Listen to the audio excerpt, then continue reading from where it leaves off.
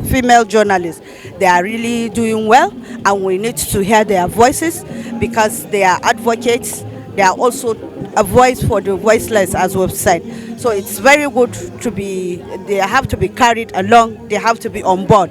So we'll do all the needful, and you can see His Excellency Mr. President Bola Ahmed Tinubu GCFR has the agenda where there is inclusiveness. So females are not left behind. Journalists are precious people that needs to be there.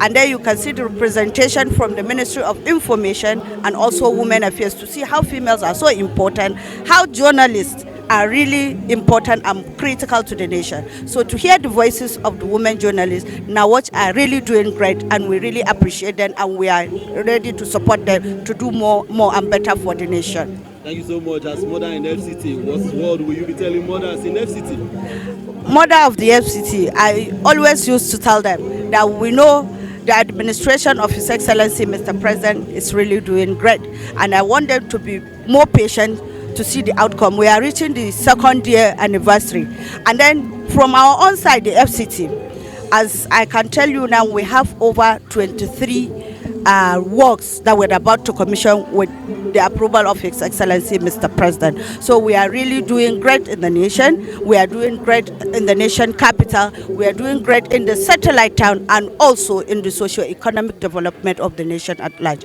So I tell mothers to be with us, to also be sure that in fact they have more journalists coming out from the younger ones that we have to motivate the senior ones. And for us, what we are trying to do is to establish what we can contribute to our quota. What can we do to ensure that we have national security? What is expected of us? We know what is expected of us. But we're now speaking with the security agencies, the military, to let us know where do we really come in? What can we do to make a difference? Not just as journalists, but also as mothers, because we are women. And most times, when there is crisis, women feel the pang the most. When they talk about vulnerable people, they count the women and the children. And that is exactly the situation we find ourselves in. So for this conference is for us to establish what our roles are so that we can discharge them effectively. That's the essence of having this. And we hope that at the end of the day, we will come with a communique that states clearly what we intend to do, how we need to go about it and implement the decisions taken here and the solutions profiled. So if you are to advise young females that are coming up, those that are coming from school, they have intention of becoming journalists, what advice will you be giving? It's a very noble profession. I think it's the only profession that is named in the Constitution, the first state of the realm. There's no other profession. It also goes to show the responsibility that is on us, the responsibility we need to fulfill by holding government accountable, being the vanguard of the people to government, people who are in government and positions of authority. So it's journalism is the only profession that comes with that constitutional responsibility. So anybody that wants to join is welcome, and together we can make it get better. I just want to say that as storytellers, as investigators, and as public educators, female journalists carry a powerful voice that reaches deep into our homes and our communities. Stories that would normally not be heard, but the female journalists would give room for such stories to be heard. I just want to commend you. I want to recognize you. I want to also recognize your resilience.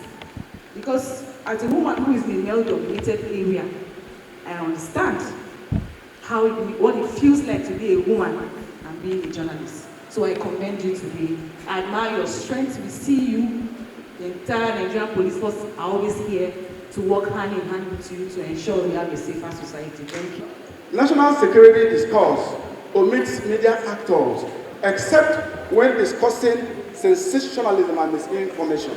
Yet credible journalism is a stabilizing agent. It educates the public, provides early warning signs, holds government accountable, and amplifies the voices of communities on the front line of violence. In this domain, women journalists possess critical, distinctive tools, access, empathy, contextual insight, and resilience that allow them to play an indispensable role in the architecture of peace building and national security. They are not merely reporters. Women journalists are not merely reporters. They are field-based analysts, truth bearers, and community bridges whose work often goes unacknowledged by the state, the media industry, and the public at large. From the creeks of the Niger Delta to the forests of Zamfara, from the IDP camps in Maiduguri to the barricaded towns in the southeast, women journalists have defied systemic and physical obstacles to tell stories that matter.